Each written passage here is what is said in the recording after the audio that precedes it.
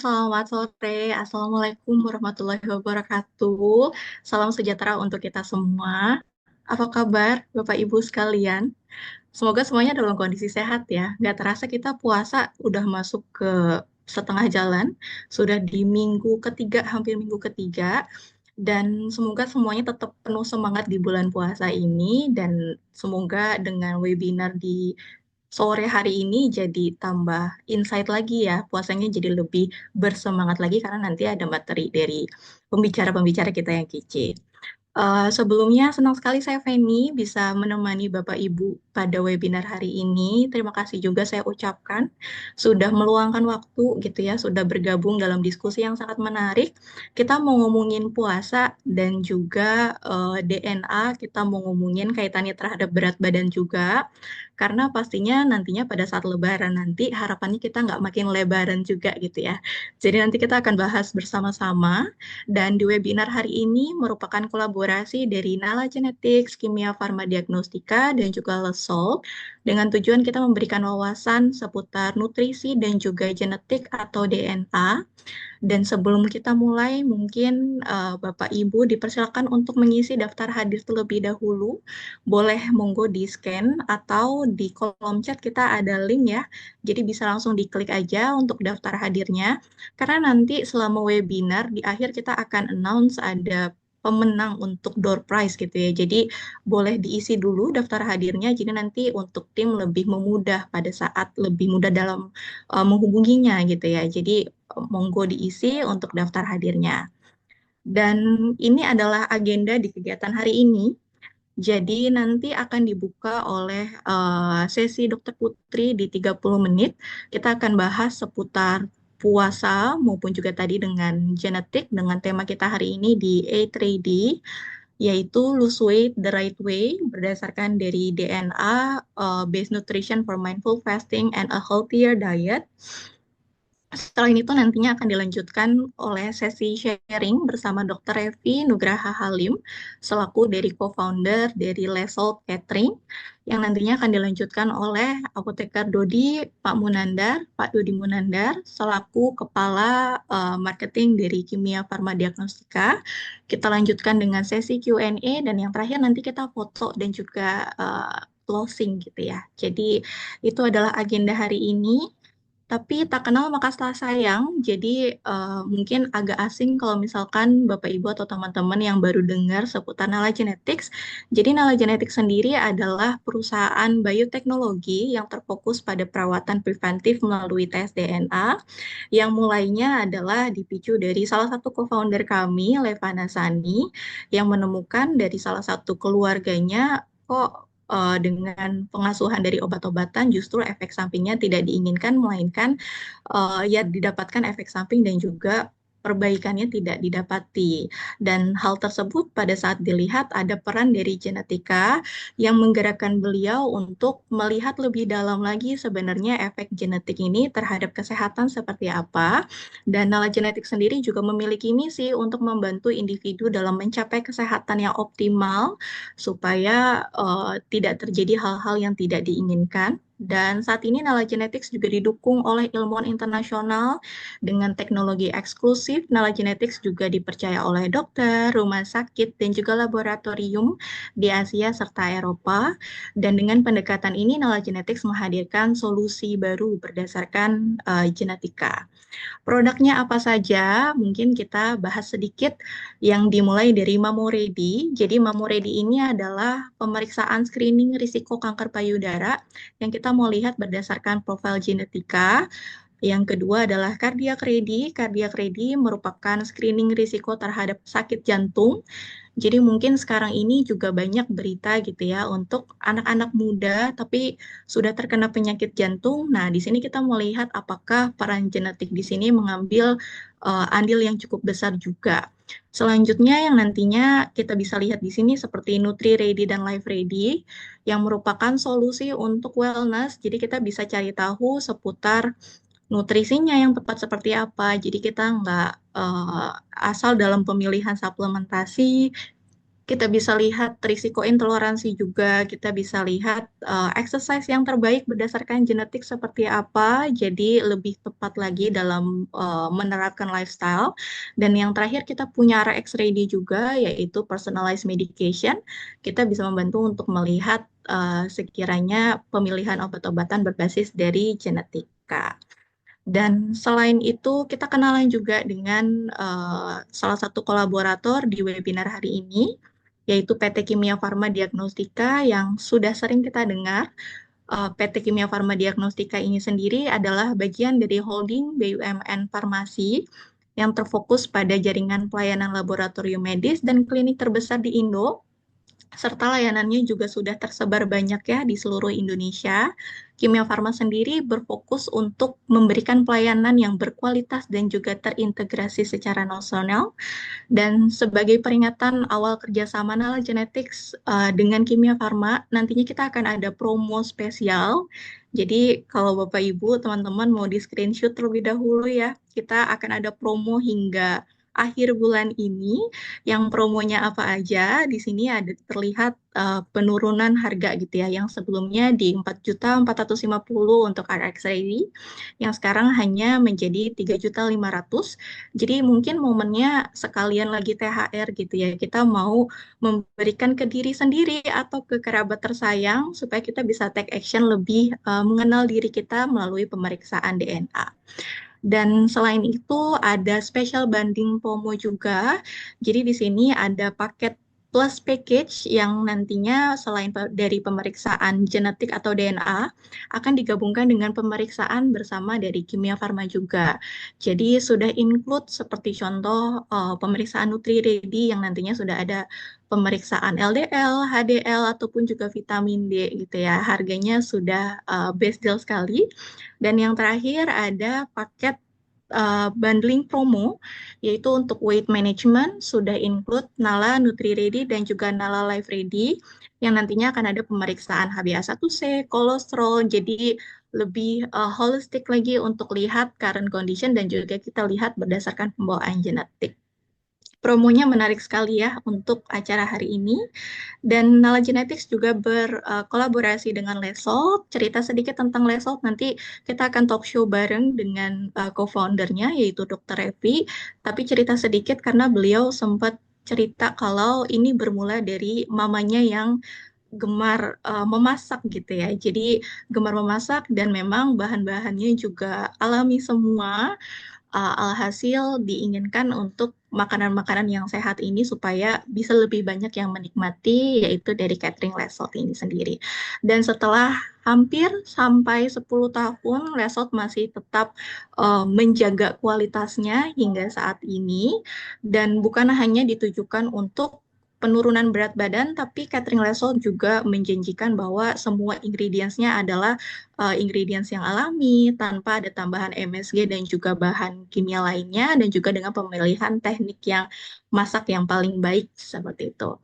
Dan bukan hanya dengan Kimia Farma, kita promonya, melainkan juga kita akan ada promo dengan Lesol. Jadi mungkin kita akan bisa lihat ada beberapa promo seperti contoh healthy catering. Jadi Bapak Ibu atau teman-teman bisa pilih apakah catering yang lunch atau dinner 7 hari kah, 14 hari kah, atau 21 hari. Bahkan ada promo Ramadan package, jadi sudah include takjil juga, yang biasa kita takjil suka bingung ya pilihnya, adanya pilihannya gorengan atau makanan-makanan yang kurang sehat. Bersama Lesolt ini sudah include jadi satu. Jadi boleh di screenshot, nanti kalau misalkan mau redeem bisa hubungi dari kontak yang tertera seperti itu. Selanjutnya kita bisa mulai masuk ke sesi pertama. Nantinya kita bersama Dokter Putri. Dokter Putri ini sudah menjadi ahlinya gitu ya seputar ngomongin gizi dan juga makanan. Beliau lulus dari Fakultas Kedokteran Universitas Erlangga di tahun 2011 dan melanjutkan Magister Gizi dari Universitas Indonesia di tahun 2017, serta juga beliau melanjutkan spesialis gizi klinik di tahun 2020, sudah lulus ahli ilmu faal olahraga dan kedokteran klinis, serta menjadi konselor laktasi standar serta sudah lulus konselor MPASI standar berdasarkan WHO dan juga Kemenkes. Beliau juga sudah mengikuti banyak sekali workshop dan sudah tersertifikasi dengan Nutrigenomics. Jadi nanti akan kita bahas tuntas juga ya seputar Nutrigenomics dan erat kaitannya dengan pola makan. Mungkin tanpa berlama-lama, saya izin undang Dokter Putri. Dan nantinya kalau dari teman-teman, Bapak Ibu ada pertanyaan, monggo disampaikan. Kita akan ada Q&A session di akhir. Nanti disampaikan dengan format nama, underscore pertanyaan yang nantinya akan kita bahas di sesi akhir. Karena akan ada door prize menarik ya. Jadi untuk 4 penanya paling baik pertanyaannya akan kami berikan door prize dari Nala Genetics dan juga dari Kimia Farma Diagnostika. Oke, kalau seperti itu untuk sesi dan juga layarnya saya persilakan ke Dokter Putri. Baik, terima kasih banyak Kak Feni. Selamat sore semuanya. Waktu yang tepat buat ngabuburit bareng ini kayaknya ya. Tapi ngabuburitnya berupa ilmu dulu kali ya. Nanti mungkin bisa diaplikasiin biar secara kesehatan di bulan puasa ini kita bisa mendapatkan benefit yang luar biasa gitu ya. Nggak cuma turunin berat badan, nggak cuma maintain berat badan, tapi juga secara wellness terjaga dengan baik. Baik, perkenalkan saya Dr. Putri. Sore ini saya bersama dengan Lab Genetik dan juga dari Kimia Farma maupun bersama dengan Les Scholt akan menjelaskan bersama ya bagaimana sih kita menuju nih Idul Fitri beberapa minggu lagi ya, tetapi dengan cara yang lebih tepat, yaitu salah satunya bagaimana kita bisa menjaga berat badan ideal kita atau bisa menurunkan berat badan, tetapi yang lebih personalized berdasarkan dari genetik kita masing-masing. Next. Ya, untuk Ramadan sendiri ya, terutama kita para Muslim gitu, pasti sudah mengetahui ya, ternyata puasa itu tidak hanya untuk ibadah sebetulnya, tetapi dengan berpuasa kita bisa mendapatkan kesehatan secara optimal gitu ya, dan itu sudah terbukti secara penelitian. Contohnya apa? Dengan kita berpuasa, membantu kita juga untuk mengalami defisit kalori. Jadi berat badan kita bisa kita bantu untuk menurunkan, terutama masa lemak gitu ya. Kalau masa lemak kita bisa turun, otomatis kolesterol kita terjaga. Kemudian dengan makan yang lebih mindful, kita bisa menjaga tekanan darah kita turun, gula darah kita turun, bahkan bisa memperbaiki metabolisme tubuh kita yang mungkin selama tidak bulan puasa itu kacau balau gitu ya, karena kita makannya ngasal. Dan ternyata tanpa kita sadari, dengan puasa yang tepat, kita bisa membantu juga kesehatan mental kita terjaga dengan baik. Dengan catatan, caranya harus tepat. Ya, jadi di bulan puasa ini juga kita tahu ya, ini juga sepertinya menjadi impian para muslim semuanya ya. Di bulan puasa inginnya bisa menjaga berat badan atau justru bisa menurunkan berat badan. Nah, apa yang bisa memicu kondisi ini? Balik lagi, kalau kita ingin menurunkan berat badan, maka pasti tidak terlepas dari kondisi kalori defisit ya, atau defisit kalori. Yang kalau kita lihat nih, contoh misalkan ketika seseorang ini lagi nggak puasa gitu ya, dia tidak mengontrol makannya dengan baik dalam sehari. Seperti yang tertera di sini ya, misalkan dia mengonsumsi sekitar 1.600 kalori. Tetapi karena di bulan puasa ini dia jendela makannya hanya 2 kali, dengan kapasitas lambung yang tentunya juga terbatas ya setiap manusia gitu ya, maka ternyata dia bisa terbantu untuk mengalami defisit kalori kurang lebih sekitar 300 misalkan gitu. Tetapi dengan catatan sekali lagi untuk mendapatkan kesehatan yang prima pasti ketika bulan puasa yang harus kita perhatikan, walaupun jendela makannya ini terbagi menjadi hanya 2 saja yang biasanya 3 kali ya, tapi kita tetap harus bisa memenuhi kebutuhan kalori harian kita dalam satu harian full. Dan komposisinya pun harus lebih tepat lagi. Tapi nanti harapannya lebih personalized lagi ya, yaitu berdasarkan genetik kita masing-masing. Salah satu yang kita harapkan ya, dan juga benefit yang sebetulnya akan kita dapatkan selain hanya defisit kalori atau misalkan bisa tadi ya benefit-benefit kesehatan lain yang tadi disampaikan di awal, ternyata ketika kita ini berpuasa ya lebih dari 12 jam, tubuh kita ini memiliki mekanisme alami dari Tuhan, yaitu autofagi gitu ya, di mana sel-sel ini apa ya, proses normal sebenarnya atau natural yang ada di tubuh kita. Jadi setiap sel-sel yang udah mati gitu ya atau yang udah rusak tidak berfungsi lagi itu dia akan di recycle ulang gitu. Atau misalkan kalau orang biasanya cara mudahnya kalau ngomong di awam ya, misalkan sel-sel yang mati dimakan gitu ya, sehingga harapannya tubuh kita akan bekerja lebih baik dan juga untuk kesehatan. Misalkan apa, radangnya bisa ditekan, fungsi sel-sel atau misalkan ke arah apa namanya syaraf kita juga akan lebih baik. Sensitivitas insulin, hormon yang akan mengontrol gula darah kita juga akan bekerja dengan baik. Bahkan bisa membantu juga untuk ke arah anti aging ya, atau bisa membantu memperlambat nih untuk penuaan dini gitu ya. Dan juga biasanya akan membantu kita juga untuk mempercepat recovery ya dalam kondisi-kondisi tertentu. Tetapi yang harus kita perhatikan, ketika kita menjalankan puasa tadi ya, maka kita harus tetap memperhatikan kebutuhan kalori bahkan sampai komposisi makanan yang tepat. Karena salah satu yang kita khawatirkan ketika kita puasanya ngasal, misalkan ya udah deh karena ngantuk nggak usah sahur gitu ya, di malam hari minum air putih aja atau cuma makan kurma. Salah satu yang kita khawatirkan apa? Otot kita turun atau massa otot kita akan semakin mengecil gitu ya. Sedangkan kita tahu protein atau massa otot ini akan membantu sekali untuk fungsi sebagai zat pembangun dan pengatur semua fungsi tubuh kita. Dan harapannya ini bisa kita cegah di bulan puasa. Yang pertama adalah dengan kecukupan protein yang cukup di 2 jendela makan, baik sahur atau buka. Dan juga kalau memungkinkan, tambahkan dengan olahraga angkat beban, entah itu nge-gym, pilates, atau yoga gitu ya. Sehingga bisa mengoptimalkan untuk menjaga agar massa otot kita tidak turun di bulan puasa. Untuk kesehatan secara umum sendiri, kalau misalkan kita perhatikan, orang mungkin hanya bilang secara nutrisi gitu ya, tapi sebetulnya kalau kita perhatikan di dalam slide ini, untuk menjaga wellness atau kesehatan kita secara menyeluruh, biar kita juga tidak hanya sehat, tapi juga segar, bugar gitu ya, maka kita harus memperhatikan 4 pilar ini. Jadi kalau saya gambarin tuh kayak rumah atau suatu bangunan, tidak ada salah satu pilar, maka kesehatannya jadi kurang optimal gitu ya. Yang pertama adalah pastinya nutrisi. Nutrisi yang tepat, baik itu vitamin, mineral, komposisi makronutriennya juga terpenuhi dengan baik, gitu ya. Dia ternyata juga tidak bisa bekerja sendiri gitu ya. Dia membutuhkan pilar kedua, yaitu aktivitas fisik atau olahraga yang rutin juga. Yang ketiga, ternyata juga butuh manajemen stres atau kesehatan mental yang optimal. Dan yang keempat adalah manajemen tidur yang cukup. Sehingga kalau misalkan kita salah satu aja nggak kita lakukan dengan baik, contoh nih ya, kita udah nutrisinya bagus, olahraganya rutin, kemudian kita tidur malamnya cukup, tapi kesehatan mental kita tidak terjaga dengan baik, maka itu akan membantu membuat tubuh kita ini jadi meningkatkan hormon kortisol atau hormon stres yang akan bisa melemahkan daya imun tubuh kita. Gitu.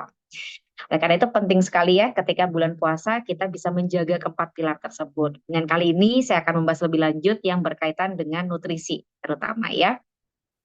Nah, ketika berpuasa ini ya sebaiknya tadi tidak skip salah satu jam makan, entah itu sahur, iftar atau buka puasa. Karena masing-masing ini memiliki peran yang cukup baik ya, tidak hanya menjaga agar energi kita terpenuhi dengan baik, tetapi semua vitamin mineral untuk fungsi tubuh kita juga terjaga dengan baik sepanjang hari kita berpuasa. Contoh saat sahur ya, kalau kita bisa memberikan makanan yang bisa menjaga pemenuhan energi ini lebih lama gitu ya, dengan karbohidrat kompleks misalkan, dengan serat atau misalkan protein yang cukup, sehingga satiety score-nya ini juga bisa terjaga, kepuasan rasa kenyangnya juga bisa terjaga dengan baik gitu ya. Maka ini akan membantu kita untuk tetap bisa produktif dan juga tetap bugar sepanjang hari selama menjalankan puasa. Kemudian setelah kita berbelas jam gitu ya menjalankan puasa, maka sebaiknya tidak langsung makan besar karena bagaimanapun juga pencernaan kita ini kan sudah beristirahat cukup lama ya. Jadi kita dipanasin dulu deh kayak mobil istilahnya gitu ya dengan iftar yaitu dengan snack yang ringan atau yang kecil misalkan dengan kurma atau misalkan dengan smoothies buah atau misalkan dengan es kelapa muda gitu ya. Kemudian setelah sholat barulah kita bertemu makan utama yang tentunya harus bergizi seimbang juga. Tujuannya apa? Tadi bisa memenuhi kebutuhan kita secara umum sehingga massa otot kita juga tidak akan turun seperti yang kita khawatirkan sebelumnya. Next. Ya, cara paling mudah sebetulnya dari Badan Kesehatan Dunia, baik itu WHO atau Kementerian Kesehatan ya, sebetulnya sudah mempermudah dengan isi piringku atau dengan My Health Plate gitu ya. Dengan semudah ini, misalkan belum sempat ke dokter gizi atau ke nutrisionis gitu ya untuk pengaturan meal plan-nya, paling tidak optimalkan dengan piringnya gitu ya. Setengah piring kita optimalkan dengan sayur atau buah ya yang tinggi dengan serat. Kemudian nanti setengah piring sisanya kita bagi dua nih ya, yang seperempat piringnya untuk karbohidrat kompleks dan seperempatnya lagi untuk gabungan protein hewani dan juga nabati. gitu. Tujuannya apa? Dengan komposisi yang kita sesuaikan seperti ini, harapannya apa? Kita kenyangnya lebih lama, energi kita akan terkontrol lebih baik, gula darahnya lebih terkontrol, dan pastinya vitamin mineral yang sangat penting untuk bisa menjaga kebugaran kita seharian full atau sebulan full itu akan bisa terpenuhi dengan baik. Nutrisinya apa saja yang memang kita perlu optimalkan ya? Gizi seimbang tadi, tidak hanya karbohidrat kompleks saja, kita butuh protein terutama. Kenapa? Karena protein dan serat gitu ya, itu adalah dua nutrisi yang paling penting dan memiliki satiety score yang paling tinggi. Jadi bisa mengenyangkan kita lebih lama, gula darah kita lebih terkontrol dengan baik gitu ya. Sehingga kita harus tetap menjaga. Makanya kalau misalkan sahurnya di skip atau misalkan iftarnya kebanyakan makan gorengan atau misalkan es buah dan lain-lain, akhirnya makan utamanya jadi kekenyangan. Nah, itu akan membuat kita jadi secara kesehatan tidak terjaga dengan baik ya di bulan puasa. Kemudian untuk lemak juga tetap boleh dikonsumsi, tetapi biasanya kita optimalkan yang lebih sehat gitu ya. Misalkan dari kacang-kacangan, biji-bijian, atau misalkan olive oil, tapi tetap porsinya harus kita jaga dengan baik gitu ya. Dan pastinya gabungan vitamin mineral dan elektrolit. Di mana elektrolit ini salah satu yang bisa kita penuhi dari mana? Dari kurma atau buah-buahan. Sehingga pastikan saat iftar kita tidak kekurangan juga untuk pemenuhan dari elektrolitnya ini, gitu ya. Kemudian yang sering pertanyaan terjadi ya, kalau misalkan puasa ini kan kadang ini ya karena makanannya kadang skip atau misalkan tidak bisa banyak karena udah kekenyangan dengan iftar, perlu nggak sih dok misalkan diberikan dengan suplementasi gitu ya. Yang perlu kita ingat adalah sebetulnya suplemen itu kan adalah nutrisi tambahan ya ketika kita tidak bisa memenuhi dari bahan makanan sumber utamanya. Jadi kalau misalkan memungkinkan, optimalkan yang pertama dari balance diet atau diet gizi seimbangnya tadi. Baik dari saat sahur, iftar, dan buka puasanya. Kalau bisa memenuhi dengan baik, ya sebetulnya nggak wajib mendapatkan suplementasi. Tetapi pada beberapa orang bisa saja membutuhkan nih, karena dia mungkin makanannya nggak bisa memenuhi dengan baik gitu ya. Atau bisa jadi karena memang kebutuhan dari genetiknya, dari blueprint tubuhnya dia gitu ya. Contohnya saya secara genetik itu memang membutuhkan suplementasi salah satunya vitamin D seumur hidup gitu. Jadi kalau misalkan walaupun saya puasa atau tidak puasa, maka saya tetap harus mengonsumsi secara rutin suplementasi tersebut misalkan gitu. Nah, ini nanti akan kita bahas lebih lanjut ya, bagaimana kita mengetahui blueprint tubuh kita ini kira-kira perlu suplemen atau tidak gitu ya, selama menjaga bulan puasa atau untuk keseharian ke depannya setelah Lebaran nanti. Di saat bulan puasa sendiri, kalau misalkan kita ingin mendapatkan benefit yang tepat, maka ada beberapa hal yang sebaiknya kita batasi, gitu ya. Walaupun bukan berarti 100% jadi kita hindari sebetulnya ya. Yang pertama adalah makanan yang berlemak, gitu ya. Baik lagi kalau kita makanannya berlemak terus, ya otomatis benefit untuk weight loss atau untuk kontrol kolesterol dan lain-lain jadi terganggu ya, gitu. Kemudian yang kedua, terlalu banyak garam. Karena garam ini tentunya pertama bisa membuat kita jadi gampang haus juga ya. Jadi kalau misalkan kita sahurnya ini tipikal makanan yang asin-asin, kita sepanjang hari itu akan lebih gampang haus sebetulnya gitu ya. Kemudian juga ternyata kalau orang tersebut seperti saya nih punya genetik yang sangat sensitif terhadap sodium ya bisa jadi akan memiliki resiko untuk meningkatkan kadar tekanan darahnya ya di hari tersebut dan akan memicu gejala-gejala yang tidak nyaman gitu. Kemudian yang ketiga, biasanya kita mulai membatasi buah atau sayur yang tipikalnya bisa memicu gas gitu ya, terutama di saat sahur. Misalkan brokoli, kembang kol, kubis gitu ya. Atau yang keempat, misalkan mengurangi minuman-minuman yang mengandung kafein, terutama saat sahur. Misalkan kopi, teh, coklat, atau minuman soda, dan pastinya kita mulai mengurangi pelan-pelan bertahap ya, atau kalau bisa nggak dulu deh selama bulan puasa makanan-makanan yang pedas atau asam, agar pencernaan kita ini tidak bermasalah selama menjalankan bulan puasa. Pilar yang kedua ya, yang sering juga mungkin terlewatkan ketika bulan puasa adalah berolahraga atau aktivitas fisik. Karena biasanya orang jadi takut lemas atau misalkan takut jadi dehidrasi gitu ya. Sebetulnya dengan durasi, intensitas, dan juga dengan waktu yang tepat, hal ini tidak akan terjadi ya kan. Jadi tetap akan bisa kita lakukan di saat bulan puasa dan benefitnya justru akan lebih besar istilahnya gitu. Beberapa jam atau waktu yang lebih tepat ketika puasa, salah satunya apa? Biasanya kalau saya biasanya menganjurkan yang paling tepat itu adalah sebelum iftar. Misalkan setengah lima, jam 5, jalan cepet deh gitu ya. Nggak usah takut lemes, nggak usah takut dehidrasi. Kenapa? Karena setelah tubuh kita ini berpuasa minimal 12 jam ya. Istilahnya cadangan energi kita dari bahan makanan yang kita konsumsi itu udah mulai hampir habis nih. Jadi dengan harapan kalau kita beraktivitas fisik atau olahraga, kita akan membongkar cadangan energi di tubuh kita yaitu dari lemak. Sehingga weight loss atau fat loss-nya bisa terjaga dengan baik. Kemudian yang kedua, kalau mendekati iftar kan berarti kita meminimalisir terjadinya dehidrasi ya, karena begitu kita haus, kita sudah mendekati jam buka puasa. Tapi kalau misalkan memang tidak memungkinkan, maka ada pilihan lainnya yaitu biasanya terutama untuk yang olahraga angkat beban ya, itu biasanya kita anjurkan untuk di sebelum sahur, misalkan mulai itu stretching, yoga gitu ya, atau misalkan setelah iftar. Dengan harapan kita tetap bisa menjaga masa otot kita dengan olahraga angkat beban ini, tetapi kita punya power atau energi dari iftarnya tadi. Karena kalau kita angkat beban, misalkan kita belum buka puasa, biasanya daya kekuatannya ini akan terganggu. Nanti angkat bebannya jadi geter gitu ya. Next. Ya, baiklah. Jadi kalau misalkan kita tadi bahas makanan gitu ya, kita juga jangan lupa untuk membahas tentang resiko dehidrasi ketika bulan puasa ya. Jadi kalau misalkan kita ingin menjaga tubuh kita agar terhindar dari dehidrasi, sebetulnya ada beberapa metode. Bisa seperti yang ada di gambar ini, salah satunya adalah tiga gelas di sebelum ini ya imsak atau sebelum subuh, nanti 2 gelasnya saat iftar dan 3 gelasnya setelah tarawih. Atau bisa juga mengikuti metode 2-4-2 yaitu 2 gelas pertama dibaginya yaitu di saat kita bangun tidur dan juga setelah sahur. Nanti 4 gelasnya adalah saat kita azan, iftar, kita minum 1 gelas. Kemudian kita sholat maghrib, kita minum 1 gelas lagi. Kemudian kita buka puasa, kita minum 1 gelas lagi. Kemudian kita sholat isya, kita minum 1 gelas lagi.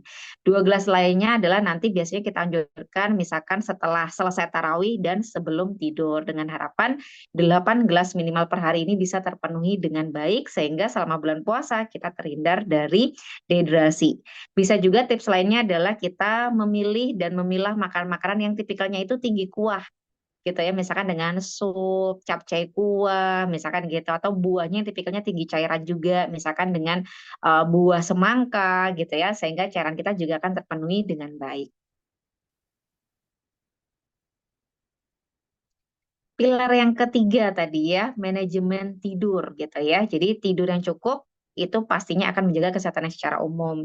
Nah, bagaimana kita membaginya memang agak tricky ya, karena kadang biasanya itu kan terutama untuk para perempuan karena kita menyiapkan sahur gitu ya. Kalau saya biasanya menganjurkan adalah agar jam 9 sampai jam 3 pagi itu kita tetap bisa tidur dengan cukup. Nanti 2 jam sisanya kita upayakan agar di tengah-tengah hari gitu ya, atau misalkan di sore hari kita power nap atau misalkan tidur 1 jam, 2 jam, kalau tidak memungkinkan ya paling tidak kita sudah memenuhi sekitar 6 jam tidur per harinya gitu ya. Atau 1 jamnya nanti di siang atau sore hari kalau memungkinkan. Nah, bagaimana kita bisa kualitasnya terjaga dengan baik ketika quantity atau jumlahnya itu sangat terbatas gitu ya. Yang pertama adalah pastikan agar ya upayakan jam tidurnya konsisten. Misalkan karena tahu harus bangun jam 3 untuk menyiapkan sahur, ya berarti jam 9 udah diupayakan untuk tidur. Kemudian yang kedua adalah agar kita kalau olahraga itu tidak terlalu mendekati jam tidur. Karena biasanya pada beberapa orang, terutama ya, dia akan jadi alert atau seger setelah olahraga di malam hari. Jadi olahraganya kita upayakan tadi kalau memang kita punya gangguan tidur, terutama yang punya sensitivitas insomnia ya, bisa saya menganjurkan untuk sebelum iftar aja nih untuk olahraganya. Atau misalkan sebelum sahur tadi gitu ya. Kemudian yang ketiga, upayakan tidak mengonsumsi kafein 6 jam sebelum jam tidur ya berarti sama aja kita upayakan untuk tidak mengonsumsi kopi atau teh ya di setelah buka puasa gitu ya dan pastikan environment atau lingkungannya juga dibikin senyaman mungkin sesuai kebiasaan masing-masing. Misalkan lampunya digelapin, suhunya didinginin, bikin sejuk dan pastinya mematikan HP ya karena layar apa namanya blue light pada screen time itu biasanya akan pada screen ya layar gitu biasanya akan membuat kita jadi alert jadi gangguan tidur juga di malam hari. Nah, faktanya ya, ternyata penelitian-penelitian tuh banyak menunjukkan 2/3 dari orang-orang yang menjalankan puasa itu bisa mengalami peningkatan berat badan lagi nih setelah Lebaran gitu ya. Nah, ini yang ingin kita cegah gitu ya di pembahasan sore ini gitu. Dan biasanya peningkatannya bisa 1 sampai 2 kilo gitu ya. Tergantung seberapa kalap nih dia mengonsumsi makanannya terutama di saat Lebaran gitu ya. Jadi gimana kita mencegahnya? Ya pastinya kalau misalkan udah Lebaran hari pertama, hari kedua, udah deh habis itu back on track lagi ke kegiatan normalnya ya. Kemudian olahraga juga tetap dilakukan. Ketika Lebaran pun, walaupun makanan-makanannya itu tersaji berbagai macam variasi, tetap kita harus nikmatin, tapi kita lebih mindful dari segi porsinya, kemudian dari segi apa namanya snacknya, kue keringnya juga sebaiknya jangan terlalu kalap gitu ya, sehingga kita bisa mencegah terjadinya weight regain atau peningkatan berat badan setelah Lebaran. Salah satu yang bisa kita optimalkan atau tips untuk menjaga agar penurunan berat badan atau maintain berat badan ideal setelah Lebaran itu bisa terjaga dengan baik ya, mulai untuk menjalankan mindful eating. Jadi kita menikmati makanan kita ya, salah satunya dengan cara apa? Mengunyah secara perlahan. Jadi nggak buru-buru makannya.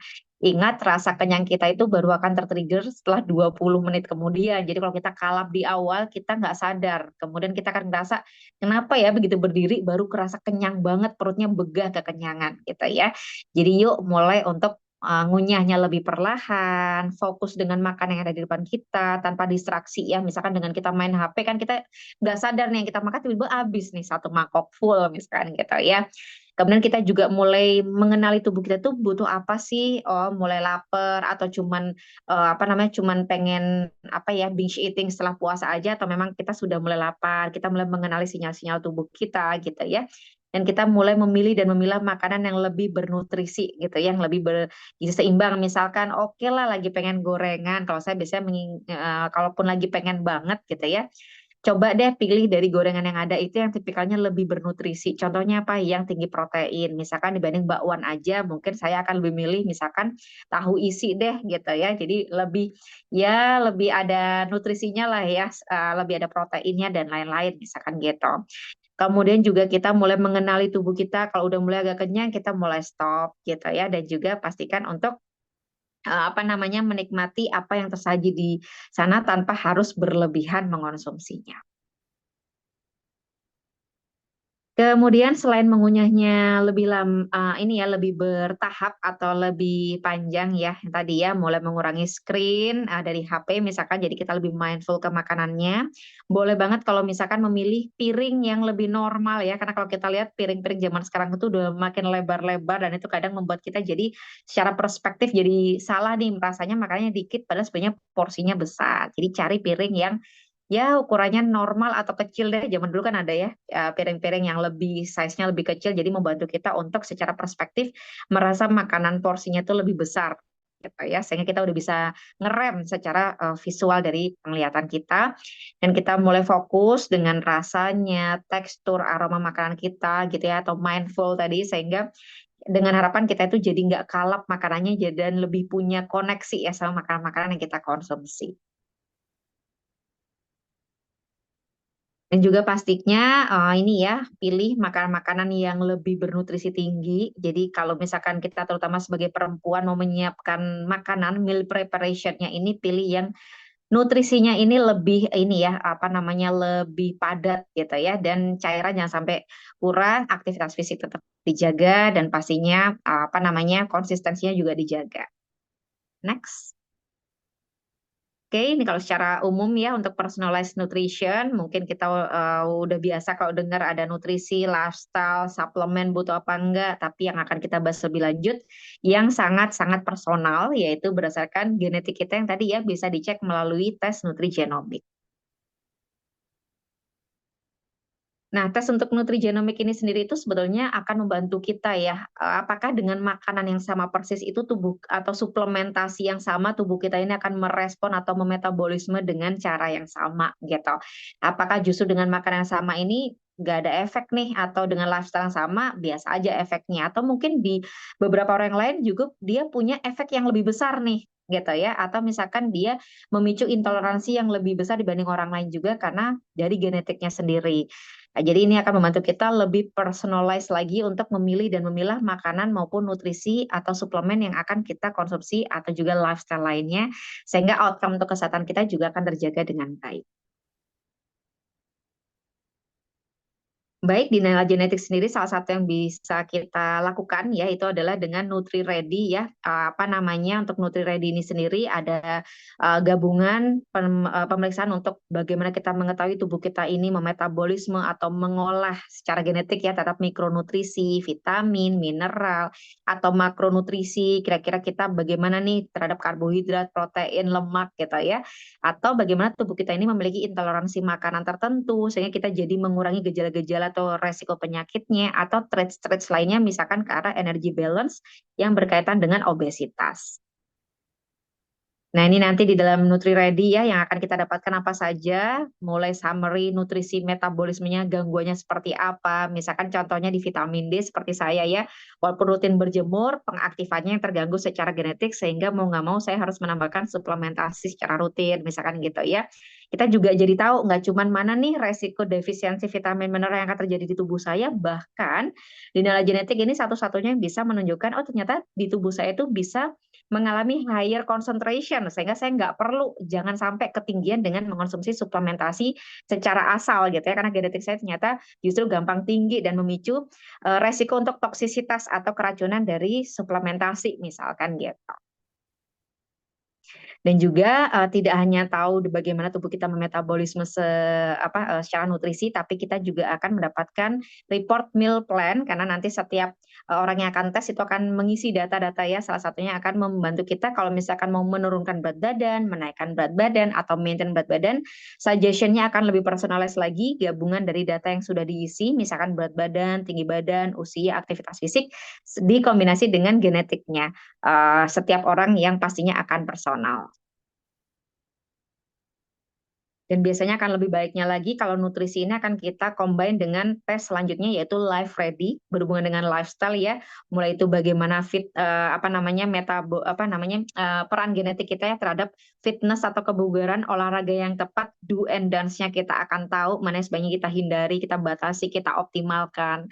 Kemudian untuk kesehatan secara menyeluruh, misalkan untuk longevity, untuk resiko terhadap penyakit-penyakit bahkan sampai ke arah insomnia pun akan kelihatan, pencegahannya seperti apa, genetik untuk kesehatan kulit bahkan sampai alergi gitu ya.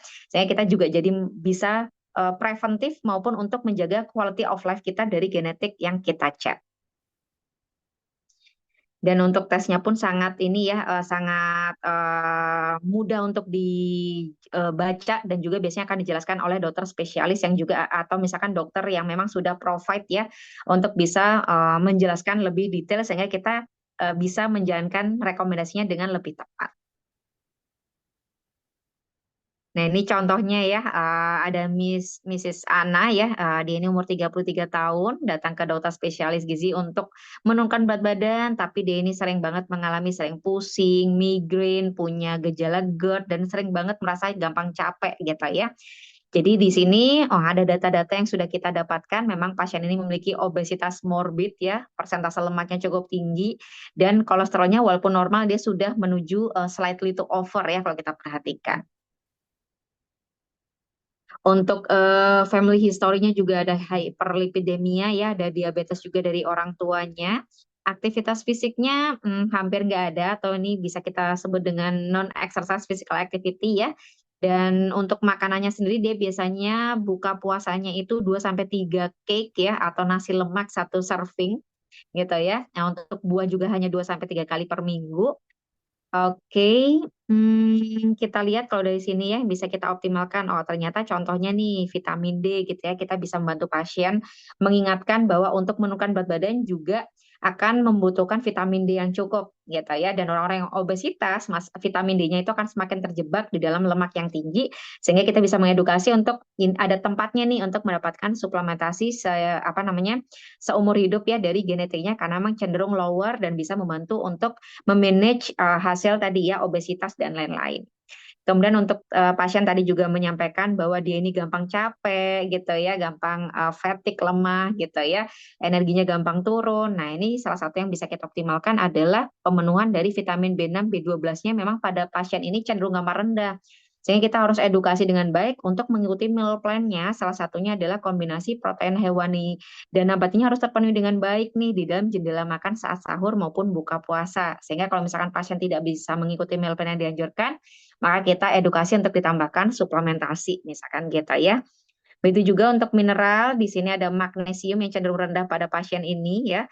Padahal magnesium ini penting untuk metabolisme karbohidrat ya, sehingga kita bisa edukasi untuk optimalkan dari bahan makanan sumber protein nabatinya jangan sampai kurang ketika menjalankan puasa gitu ya, atau zat besi gitu ya, jangan sampai kekurangan sumber-sumbernya sehingga ketika puasa tidak mengalami anemia gitu ya, sehingga tidak hanya mengalami anemia tapi juga imunitas tubuhnya takutnya semakin terganggu di saat bulan puasa.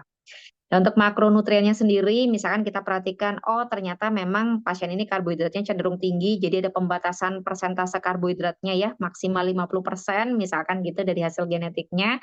Dan oh ternyata ada kemungkinan membutuhkan omega 3 yang lebih cukup, jadi kita bisa edukasi untuk perbanyak ikan ya, atau misalkan bila tidak memungkinkan selama puasa, boleh untuk ditambahkan suplementasi omega 3.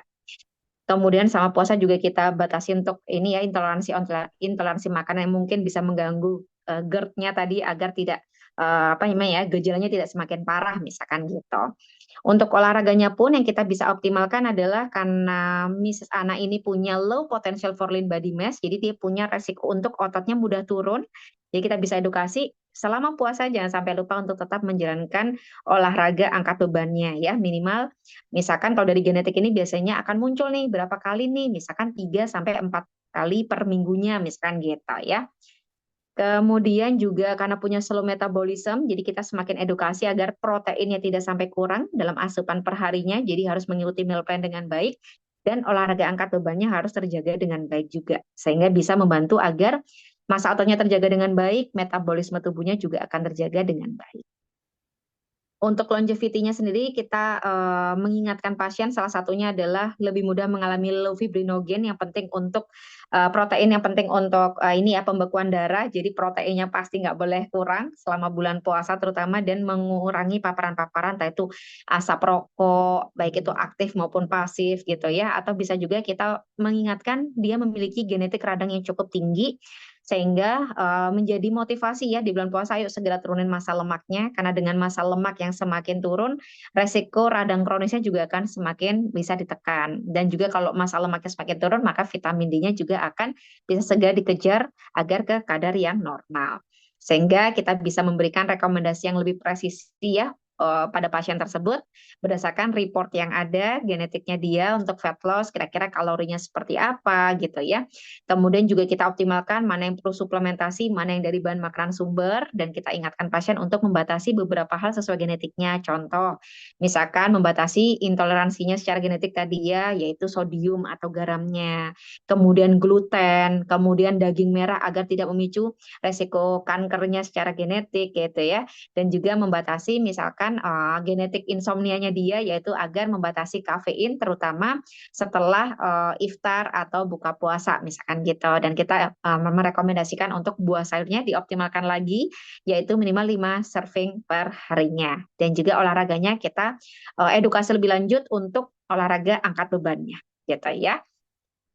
Baik, ini penutup dari kami ya yang untuk bisa membantu mengingatkan bahwa genetic loads the gun, but lifestyle pulls the triggers gitu ya. Jadi dengan kita melakukan tes ini kita bisa membantu mencegah berbagai resiko penyakit atau kondisi-kondisi yang bisa membuat burden untuk tubuh kita ya. Dan kalaupun memang sudah ada yang terjadi penyakitnya, maka genetik ini bisa mencegah terjadinya komplikasi yang lebih parah dan bisa meningkatkan quality of life dari orang tersebut. Baik, terima kasih banyak. Saya kembalikan kepada moderator, Kak Feni. Terima kasih banyak atas waktunya. Terima kasih banyak Dokter Putri atas insight-nya yang bermanfaat sekali ya untuk kita semua. Tadi sudah dibahas dari A sampai Z ngomongin puasa harusnya seperti apa sampai dibahas juga kalau misalkan penurunan berat badan yang biasanya common terjadi setelah berbuka atau pada saat setelah puasa itu sendiri. Tata cara pencegahannya seperti apa sebenarnya perlu spesifik ya Dokter Putri, masing-masing orang ada karakteristiknya tersendiri seperti itu. Dan mungkin nanti akan kita bahas lebih banyak Dokter Putri, akan ada beberapa pertanyaan yang tadi sudah masuk di kolom chat. Jadi nanti kita bisa bahas di akhir. Untuk sekarang kita akan masuk ke pemateri selanjutnya. Saya izin mengundang Dokter Revi. Tapi untuk teman-teman balik lagi jangan lupa untuk isi daftar hadirnya ya, karena nanti untuk penanya terbaik kita akan hubungi berdasarkan dari kontak yang dicantumkan dari teman-teman yang mengisi daftar hadir. Sebelumnya saya izin baca CV terlebih dahulu. Dr. Revi Nugraha Halim merupakan co-founder dan CEO dari Result Healthy Foods dan juga co-founder dari CEO dan juga CEO dari Greensley yang lulus dari Medical Doctor di tahun 2014 dan sudah manage Result sejak tahun 2014 dan mulai dari customernya hanya 4 sampai sekarang sampai 80.000 ya dokter, dan juga yang terakhir founder dari Greensley sejak tahun 2022 dan mungkin ini terkenal banget untuk anak-anak muda juga gitu ya, Tunakado dan makanan-makanan lainnya juga. Oke, Dokter Revi sudah terhubung dok, aman? Man, halo, Aman, halo dokter, apa kabar dok? baik, sehat. Feni Baik ya. gimana? Alhamdulillah saya baik juga. Dokter ngomongin puasa, karena kan topik kita masih seputar puasa ya dok. Atau ngomongin puasa sendiri, dari dokter mungkin udah dapet vibes-nya di puasa sampai 2 minggu ini. Atau sempat ngikut juga nggak dok kira-kira untuk kayak puasa di tahun ini? Dari dokter gimana? Em, saya kalau soal puasa seminggu sekali ada melakukan Hmm, intermittent.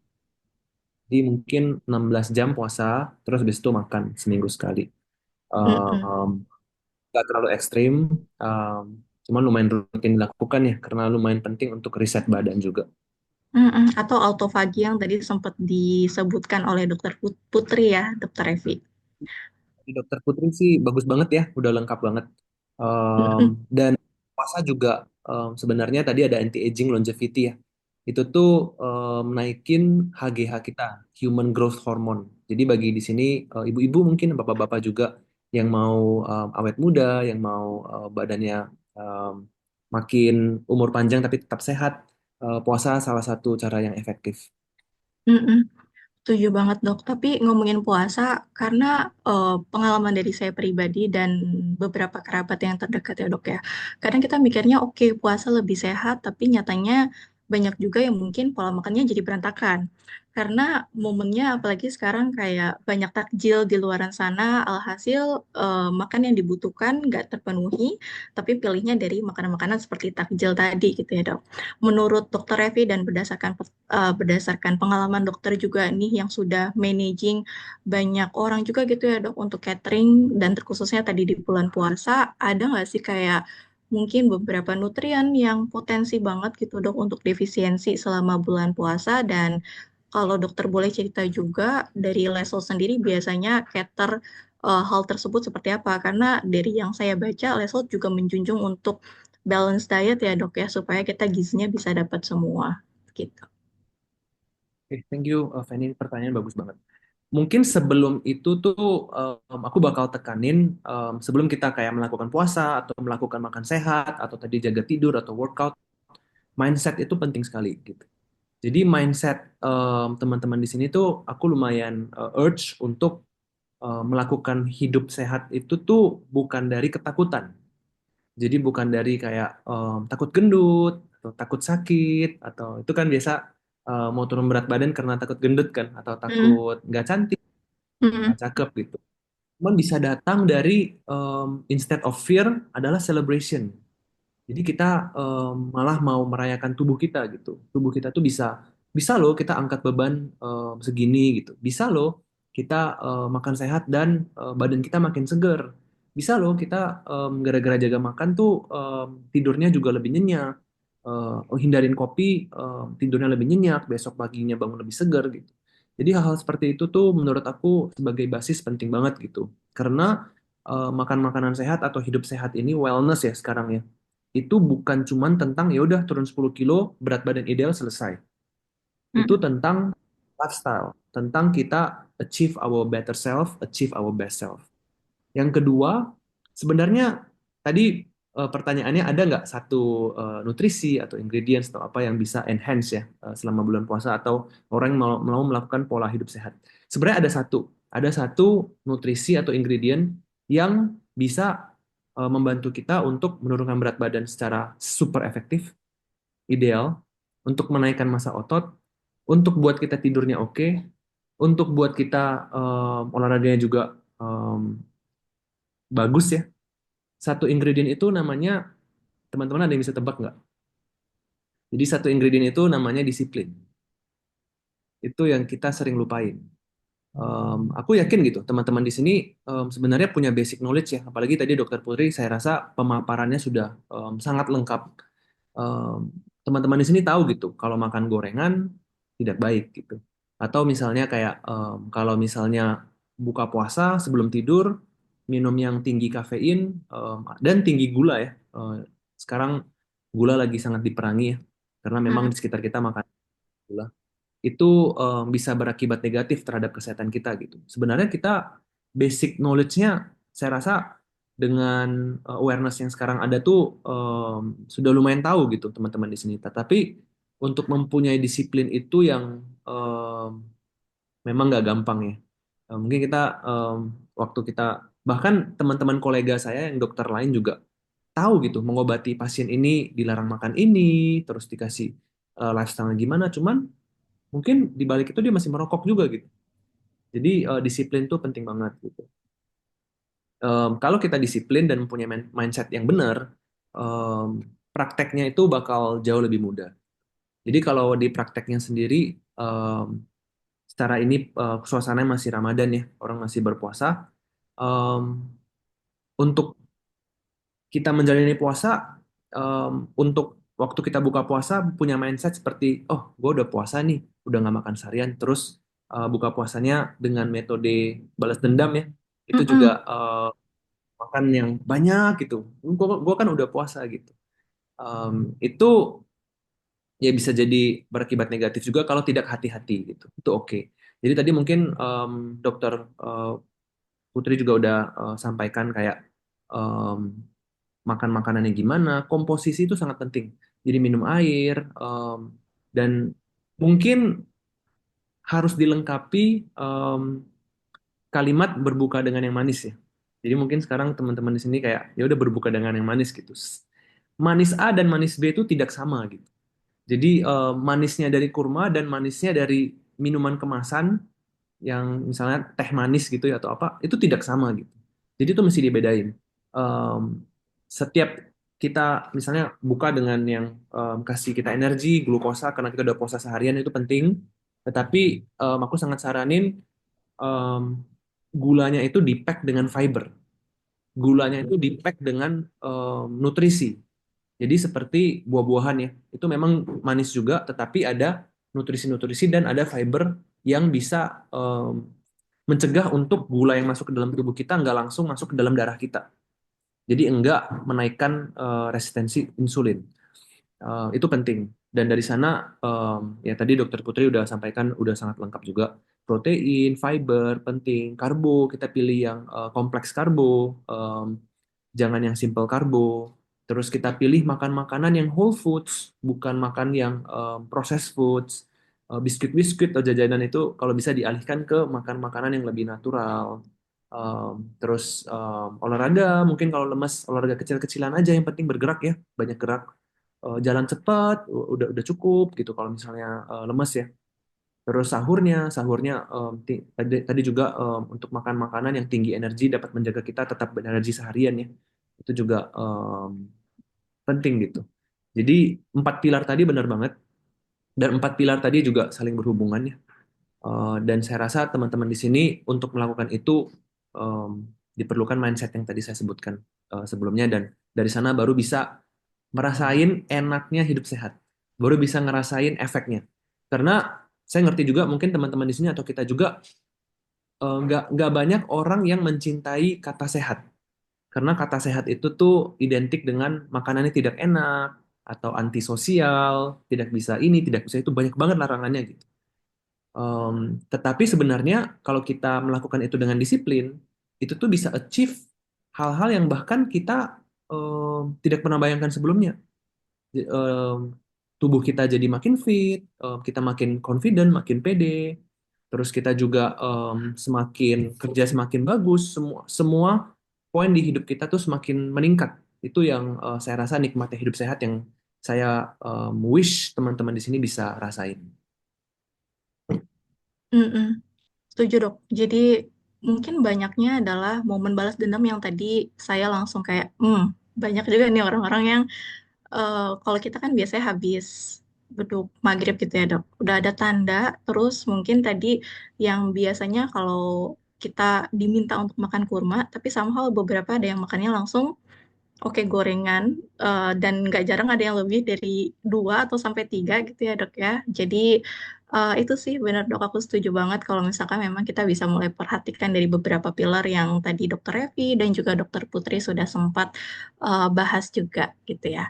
Dan ngomongin seputar pola makan tadi dok. Jadi dokter Putri sendiri kan juga ada mention ya, kalau misalkan akan lebih spesifiknya lagi kita berbicara by genetik atau berdasarkan kebutuhan DNA. Kalau dari dokter Revi sendiri dan melihat Lesol sendiri yang saya dengar juga mengutamakan personalized nutrition ya dok ya, akan disesuaikan berdasarkan kebutuhan masing-masing juga. Dari Dokter Revi, apakah ada insight atau mungkin memang Lesot sendiri juga bisa kalau misalkan kita request makanannya berdasarkan hasil genetikanya, apakah itu memungkinkan? Gimana kira-kira dok?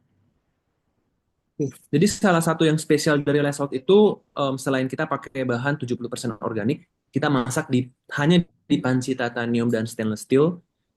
Ikan kita pakai, daging kita pakai yang fresh dan kita puter setiap 3 hari ya. Jadi nggak pernah ada stok yang lebih dari 3 hari. Kita pastiin WHO baru berapa bulan lalu mengumumkan bahwa kita harus makan 50 jenis tumbuhan dan buahan seminggu untuk gut health kita. Karena itu kunci dari kesehatan. Lesot kita komitmen bukan hanya 30 tapi 50 gitu. Nah, salah satunya lagi yang spesial dari Lesot adalah kita personalize. Jadi kita personalize orang-orang yang punya kebutuhan khusus, kondisi medis khusus ya, apalagi teman-teman yang dari habis cek darah atau cek DNA itu tuh bisa banget untuk request. Dan minggu lalu baru ada satu kasus. Minggu lalu itu ada seorang dia direktur di perusahaan farmasi ya. Jadi bukan Kimia Farma tapi yang lain. Jadi dia itu tuh 2-3 bulan lalu, sekitar 2 sampai 3 bulan lalu kena stroke. Karena stroke setengah badannya lumpuh, dan dia itu tuh beratnya sekitar 110 kilo, hampir 110 kilo, seratusan kilo.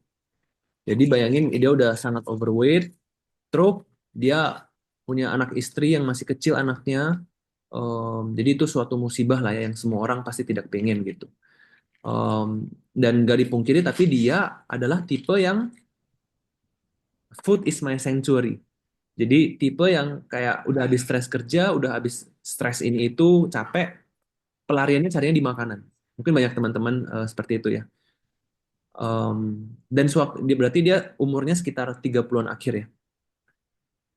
Dia ke Lesol, dia habis cek darah dari medis semua, dia personalize. Personalize itu jadi dia makan paket kita yang detox. Itu tuh detox kita tuh rendah garam, rendah gula dan rendah lemak. Lemak ini kita ngomong tentang LDL dan trans fat ya. Jadi nggak ada deep fried, kita gluten free juga. Terus kita batasin beberapa ingredients yang mengakibatkan stroke seperti kita nggak pakai daging merah untuk dia gitu. Terus kita nggak pakai ikan-ikan yang tinggi merkuri seperti tuna, um, ikan-ikan sungai apalagi gitu kita nggak pakai. Um, Dia makan selama 2 bulan. Saya baru dengar minggu lalu. Sekarang dia udah bisa jalan dan udah turun 20 kilo. Jadi itu anak istrinya miracle. Istrinya sekarang ikut lesot juga. Dia juga rekomendasiin ke keluarga dan teman-temannya gitu. Jadi Food can be our poison, tapi it can be our medicine as well. Jadi ya kita bisa personalize dan kita track recordnya. Kita pingin kayak misi kita di Lesot bukan profit. Kalau profit pasti kita mungkin cari bisnis yang lain gitu ya. Mungkin bisnis yang nggak sehat malah lebih menguntungkan gitu ya. Tetapi kita pingin meningkatkan kualitas hidup orang dan meningkatkan ekspektasi hidup orang di Indonesia. Itu misinya Lesot. Oke, keren banget dok. Jadi banyak success story juga ya dok ya dengan mengutamakan dari perbaikan pola makan. Karena kadang mungkin kalau kita lihat kadang di Indonesia juga beberapa orang adanya yang mau cari cara cepatnya aja. Adakah jalan cepat untuk langsung sembuh atau mungkin langsung bugar? Padahal mungkin kalau tadi dokter Revi udah jelaskan panjang juga tadi dengan dokter Putri kalau kuncinya balik lagi ke pola makan dan personalize lagi juga sesuai dengan kondisi ataupun berdasarkan pembawaan genetiknya juga gitu ya. Oke, setuju banget dok. Dan tadi amazed sekali dengan ceritanya, nggak sabar juga jadi pengen cobain lesol juga gitu ya, mengingat manfaatnya tadi banyak banget, bisa sampai seperti itu. Mungkin terakhir dok, sebelum kita menutup sesi talk show bersama dengan dokter Evi, ngomongin dengan peningkatan berat badan gitu ya dok, karena kan kita ngomonginnya A3D, menyambut Lebaran nanti. Kira-kira kalau dari dokter Evi dan juga dari Lesot sendiri menanggapi kayak semisal kita ada penaikan berat badan, biasanya catering-catering yang diberikan berdasarkan apa saja dok? Apakah memang kalorinya sudah disesuaikan sekali, proteinnya sudah disesuaikan sekali, jadi walaupun momen Lebaran, cateringnya juga sudah menyesuaikan dengan momen-momen Lebaran tadi. Menurut dokter bagaimana? Oke. Ini berarti fokusnya untuk menjaga berat badan ya, Penny. Oke. Untuk menjaga berat badan di Lesot tuh kita prinsipnya tadi ada mention kalori ya.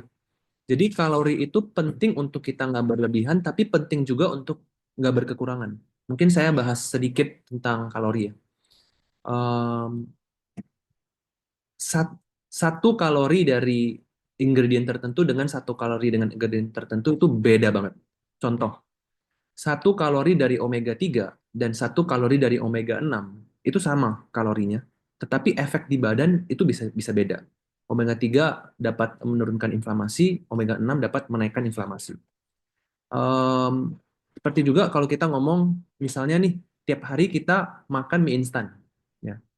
Satu bungkus mie instan itu tuh kalorinya cuma 200 sampai 300. 200-an, nggak sampai 300. Jadi kalau kita seminggu 3 kali makan mie instan, yang mana 600-700 kalori, itu sehat atau enggak? Mungkin kita tahu jawabannya nggak sehat gitu. Jadi kalori penting untuk dijaga, tetapi penting juga mengerti bahwa tidak semua kalori itu sama. Jadi kalau kita contoh misalnya sehari makan makan makan gorengan, makan junk food, makan mie instan, minum minuman soda, tapi kan saya minum 1.000 kalori, saya konsumsi 1.200 kalori, masih defisit, saya masih turun berat badan dong. Iya turun berat badan, tetapi penyakitnya bakal muncul banyak gitu. Jadi di last itu tuh kita jaga kalori, tetapi makro dan mikronutrisinya juga penting untuk dijaga. Jadi bukan hanya kalori, protein, karbo, dan fiber, tetapi juga vitamin-vitamin seperti vitamin C, vitamin B, vitamin E, magnesium, dan teman-temannya gitu. Jadi saya sangat anjurin ke teman-teman untuk kalau saya ngomong terlalu technical mungkin agak rumit, tapi saya bakal kasih teman-teman guideline. Jadi guideline itu tuh tiga aja. Yang pertama, eat in moderation. Jadi eat in moderation itu tuh apapun yang berlebihan tidak baik. Ya bahkan terlalu banyak makan buah juga mungkin gula darahnya bisa terpengaruh gitu. Jadi eat in moderation. em, ini ada di Al-Quran juga, saya percaya. Em, Berhentilah makan sebelum kekenyangan, makanlah em, sebelum kelaparan. Gitu ya. Jadi waktu buka puasa, waktu sahur, sebelum kekenyangan berhenti. Tapi pikirnya pasti oh untuk cadangan untuk nanti gitu. Ya nanti makan lagi gitu. Ya, it's okay gitu. Jadi eat in moderation. Yang kedua, makan whole foods. Gitu. Jadi makan makanan yang alami. Jadi makan makanan yang kita tahu ini tuh alami. Ketiga, minimally processed. Jadi kalau bisa, misalnya bahannya kita ngomong terong gitu ya, atau misalnya sayur-sayuran apa, atau dan ayam gitu. Ya udah kita masaknya kalau bisa minimally proses, sekali dua kali selesai. Gitu. Hindari yang tinggi proses seperti misalnya sosis, atau misalnya nugget-nuggetan, atau misalnya bahkan vegan seperti proteina itu tuh udah tinggi proses juga, itu tuh lumayan dihindarin gitu. Kalau tiga itu em, diterapkan, saya rasa mungkin lebih dari 60-70% masalah berat badan udah selesai gitu. Kalau mau lebih lagi, mungkin kita di sesi selanjutnya ya lebih detail. Kalau mau gampang, Lesot sangat siap membantu ya. Kalau misalnya ragu, nanya-nanya dulu aja.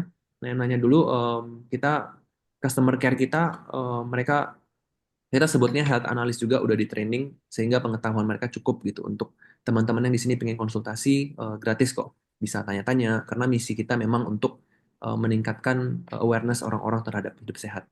Dengan cara itu saya percaya ya, puasanya berkah, dan juga kesehatannya juga bisa meningkat dengan baik.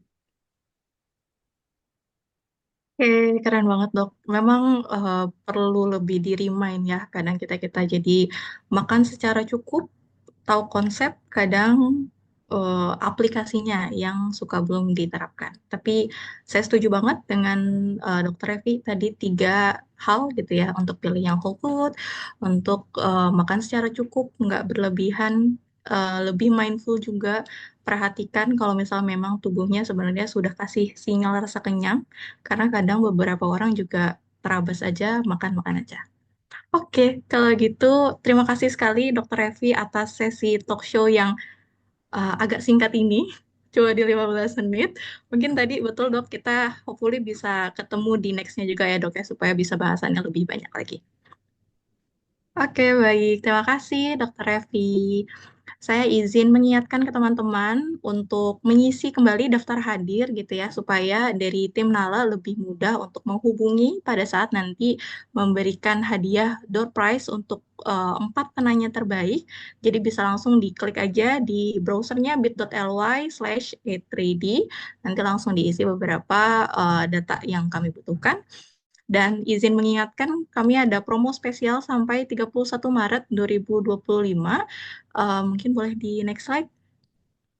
Di mana promonya ada paket plus package bersama Kimia Farma. Jadi kalau tadi Dokter Putri ngomonginnya seputar Nutri Ready dan Life Ready, ada beberapa paket gabungan ya, sudah digabungkan dengan pemeriksaan darah, HbA1c-nya juga dicek juga, pemeriksaan profil lipidnya dicek juga, dan juga vitamin D.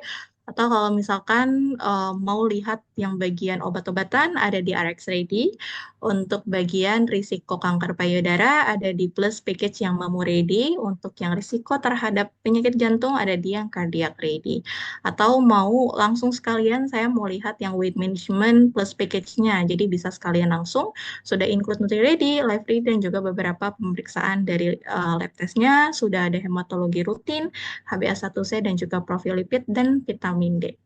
Oke, selanjutnya ada juga spesial promo dari Lesol tadi ya, dari Dokter Revi. Kalau kita ada healthy catering yang tadinya angkanya cukup fantastis, sekarang ada diskon khusus untuk teman-teman yang join webinar ya. Jadi bisa dilihat atau di screenshot kalau misalkan teman-teman mau ikut yang paket Ramadan atau paket yang personalized catering tadi. Mau tanya-tanya dulu tadi dari Dokter Revi, dipersilahkan gitu ya. Jadi boleh di screenshot, nanti ada promo khusus untuk teman-teman dan bisa langsung disampaikan. Oke, selanjutnya tadi kita sudah ngobrol dengan pemateri pertama dan juga pemateri kedua. Dan selanjutnya saya izin mengundang untuk apoteker Pak Dodi Monandar Huta Puruk selaku manajer marketing dari PT Kimia Farma Diagnostika untuk menyampaikan beberapa kata seputar kerjasama dari Nal Genetics dan juga PT Kimia Farma. Kepada Pak Dodi, untuk waktu dan tempatnya saya persilahkan. Baik, terima kasih Mbak Feni. Suaranya kedengaran, Mbak Feni? Aman Pak Dodi, clear. Oke, siap. Terima kasih. Salam kenal, Bapak Ibu semuanya. Terima kasih udah eh, bergabung di sesi Zoom kita pada hari ini. Tadi sudah disampaikan ya materinya dari Dr. Putri dan juga dari Dr. Revi. Sangat menarik untuk kita bisa tetap menjaga kondisi tubuh kita dalam bulan Ramadan berpuasa dan tetap fit. Nah, pada kesempatan kali ini Kimia Farma dan juga Nalagetik gitu ya bekerja sama berkolaborasi untuk sama-sama kita mengembangkan dari produk-produk tadi yang sudah dipaparkan oleh Mbak Feni. Mohon izin boleh ditampilkan slide-nya. Oke. Nah, sedikit pengenalan dari kami, PT Kimia Farma Diagnostika. Mungkin Bapak Ibu juga sudah mengenal Kimia Farma, tapi secara keseluruhan mungkin secara grup. Nah, di sini kami awalnya di tahun 2023 ya, ya awalnya sebagai unit gitu, unit bisnis di PT Kimia Farma Persero, kemudian berdiri sebagai sebuah PT di 2008 dan kemudian menjadi anak usaha dari PT Kimia Farma Apotik di tahun 2010. Mungkin Bapak Ibu semua mengenalnya Kimia Farma Apotik ya untuk bisa membeli obat gitu. Cuman di kita ada bisnis yang bergerak di klinik dan laboratorium yaitu PT Kimia Farma Diagnostika. Nah, kemudian di tahun 2020 layanan klinik diintegrasikan yang awalnya memang berada di bawah naungan Kimia Farma Apotik dan kemudian di tahun 2021 setelah dilakukan integrasi kita menjadi jaringan layanan kesehatan yang terbanyak gitu ya untuk klinik dan laboratorium di seluruh Indonesia. Nah, kemudian 2023 kita melakukan rebranding ini sebagai langkah strategis korporasi untuk menciptakan semangat gitu ya sinergi baru untuk mewujudkan layanan kesehatan sebagai identitas baru untuk Kimia Farma Laboratorium dan Klinik. Next slide. Berikut struktur perseroan dari Kimia Farma Group di mana kami gitu ya Kimia Farma Laboratorium dan Klinik merupakan salah satu anak usaha yang bergerak di bidang jasa kesehatan khususnya jasa kesehatan klinik dan juga laboratorium. Next slide. Visi dan misi dari Kimia Farmanistika adalah menjadi penyedia layanan kesehatan terintegrasi yang terpercaya dan terbesar di Indonesia. Adapun misinya, yang pertama, mengembangkan jejaring layanan kesehatan yang terintegrasi secara nasional dengan mengutamakan keberlanjutan serta inovasi berbasis kebutuhan masyarakat yang ramah lingkungan. Kemudian kami berupaya memberikan layanan yang paripurna, berkualitas, serta terpercaya kepada masyarakat dengan sumber daya manusia yang kompeten, profesional, dan berorientasi pada pelanggan. Dan terakhir, membangun dan mengembangkan kemitraan strategis bersama pangkuan kepentingan untuk mencapai dan mendapatkan nilai tambah bagi perusahaan. Next slide.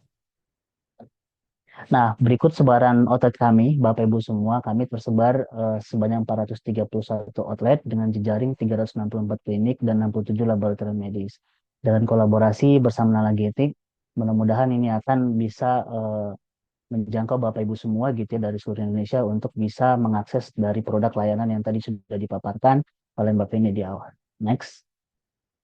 Adapun servis kami, layanan kami, di mana kami memiliki, tadi klinik sudah disampaikannya jumlahnya, di mana jumlah tersebut terbagi menjadi klinik utama dan klinik pratama. Di klinik utama ini kami memiliki layanan komprehensif medical check-up, kemudian ada layanan spesialistik, kemudian ada hemodialisa. Hemodialisa ini baru ada 2 ya di Batam dan juga di Bandung.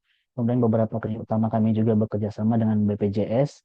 Kemudian kami juga punya layanan unit gawat darurat. Nah, di klinik Pratama memang merupakan stream bisnis kami yang terbesar jaringannya gitu ya, di mana lain ada poli umum, poli gigi, di mana kami juga berpartner dengan BPJS melayani serta aplikasi dari BPJS dan kemudian kami juga layanan home care. Berikutnya laboratorium tadi 67 di Indonesia, di mana memang kami ada laboratorium mikrobiologi dan patologi anatomi yang memang ini spesifik ya buat pemeriksaan-pemeriksaan tertentu yang ada cuma satu di Indonesia di Bendungan Hilir. Nah, selain itu kami juga memiliki beberapa layanan yang lainnya. Yang pertama ada klinik in-house. In-house ini artinya kami berada di dalam perusahaan atau korporasi yang membutuhkan layanan klinik di dalam perusahaannya. Kemudian klinik kecantikan, kemudian vaksinasi dan asuransi. Lanjut, next. Berikut bentuk kolaborasi ya yang kita jalankan bersama Nalagetik. Jadi ada spesial promo yang memang kita adakan sampai dengan akhir bulan ini tanggal 31 Maret. Ini besaran diskonnya di sebesar 20% gitu ya untuk yang single, artinya tidak bundling dengan paket layanan laboratorium kami. Bapak Ibu bisa mengakses layanan tersebut sampai dengan akhir bulan, sampai dengan 31 Maret 2025. Next, kemudian kami juga menyiapkan spesial bundling promo gitu kepada Bapak Ibu semua, tadi disampaikan juga oleh Mbak Feni, di mana untuk masing-masing layanan tersebut sudah kami sesuaikan juga dengan eh, promo yang menarik gitu ya buat Bapak Ibu semua, di mana besarannya pun di angka 20% gitu ya. Dan lagi-lagi ini bisa Bapak Ibu akses sampai dengan tanggal 31 Maret 2025. Lanjut, eh, dan ada paket weight management ya, plus package di mana di sini ada kombinasi atau gabungan dari Nala Nutri Ready dan juga Nala Life Ready bersama beberapa kombinasi pemeriksaan yang memang sudah kami sesuaikan gitu ya untuk bisa mendiagnosa ataupun melihat dari kondisi tubuh Bapak Ibu. Kemudian ada wellness plus package di mana di sini ada kombinasi dari 3 paket Nala, yaitu Nutri Ready, Life Ready, RX Ready, dan juga beberapa paket pemeriksaan laboratorium kami. Nah, di sini memang Bapak Ibu bisa mendapatkan harga penawaran yang menarik ya, lagi-lagi sampai dengan akhir bulan ini. Nah, silakan untuk dimanfaatkan dan bisa diakses. Nah, bagaimana cara mendapatkannya? Next slide. Bapak Ibu dapat menghubungi ya. Ini ada nomor official PT Kimia Farma Diagnostika. Jadi ada agent kami yang handle CRM dengan nomor 0813 2121 0201. Bapak Ibu juga bisa mengunjungin Instagram official kami ya, Kimia Pharma Lab underscore klinik. Ini juga terintegrasi ke akun CRM kami. Jadi mau DM melalui Instagram ataupun chat melalui WA official ini juga sama saja. Nah, Bapak Ibu dengan mudahnya bisa nge-scan juga ya, ini langsung nanti akan dialihkan romnya ke WA reservasi yang ada di PT Kimia Farma Diagnostika. Nah, mungkin sekian dari kami penjelasan terkait dengan PT Kimia Farma Diagnostika dan juga kolaborasi kerjasama dengan Nala. Mudah-mudahan dapat memberikan akses gitu ya kepada Bapak Ibu dengan mudah mendapatkan layanan yang tadi sudah dipresentasikan gitu ya, sudah dijelaskan oleh Dokter Putri. Terima kasih. Assalamualaikum warahmatullahi wabarakatuh. Saya kembalikan ke Mbak Feni. Terima kasih. Wassalamualaikum warahmatullahi wabarakatuh dari Pak Nudi dari Kimia Farma. Selanjutnya kita masuk ke Q&A session. Di sini pertanyaannya udah banyak sekali, sampai tim bingung mana yang mau kita menangkan untuk door prize-nya. Jadi saya izin mengundang pemateri yaitu Dr. Putri dan juga Dr. Revi, maupun tadi ada Pak Dodi juga ya. Tapi mungkin ini pertanyaannya akan lebih ditujukan kepada Dr. Putri. Di sini ada beberapa pertanyaan, dokter. Jadi mungkin saya izin ambil di beberapa pertanyaan yang lebih relevan ya. Pertama, ada pertanyaan dari Pak Hendrawan atau Mas Hendrawan. Jadi pertanyaannya adalah, sekarang ini kan banyak sekali ya dok, metode atau pola diet yang beredar di masyarakat. Misalkan one meal a day yang memang makannya cuma sekali aja dengan harapan bisa turun berat badan, atau mungkin tadi Dokter Evi juga sempat menyinggung intermittent fasting. Pertanyaan dari Pak Hendrawan, kira-kira untuk tahu metode yang tepat, apakah memang perlu harus dari pengetesan genetik untuk lihat blueprint-nya kah, atau seperti apa? Seperti itu dok pertanyaannya. Baik, terima kasih banyak pertanyaannya. Betul ya Pak, kalau misalkan kita mau yang lebih personalized gitu ya, biar tidak trial and error diet, itu memang paling tepatnya adalah sesuai dengan genetik kita. Jadi kita akan tahu kira-kira kita cocok nggak ya dengan diet tertentu. Misalkan, oh ternyata kalau seperti genetik saya pribadi ya Pak, saya itu punya genetik mudah low potential for lean body mass. Saya itu punya kecenderungan untuk kekurangan vitamin B12. Sedangkan B12 ini itu sumber utama terbesarnya itu adalah dari protein hewani. Jadi kalau misalkan saya menjalankan diet cuman ikut asal-asalan, misalkan cuman karena defisit kalori, misalkan ngikutin one meal a day tadi gitu ya, otomatis resiko saya kekurangan nutrisi itu akan cukup besar. Atau misalkan genetik saya untuk ototnya jadi gampang turun, itu juga akan lebih cepat dibanding orang lain dengan lifestyle yang sama. Kemudian juga di dalam genetik tadi kan di resumenya sudah ditampilkan juga ya, tidak hanya berkaitan dengan kira-kira defisit kalori aja, tapi kita akan tahu, oh ternyata secara karbohidrat saya ini tidak boleh lebih dari 50% nih dari asupan saya gitu ya.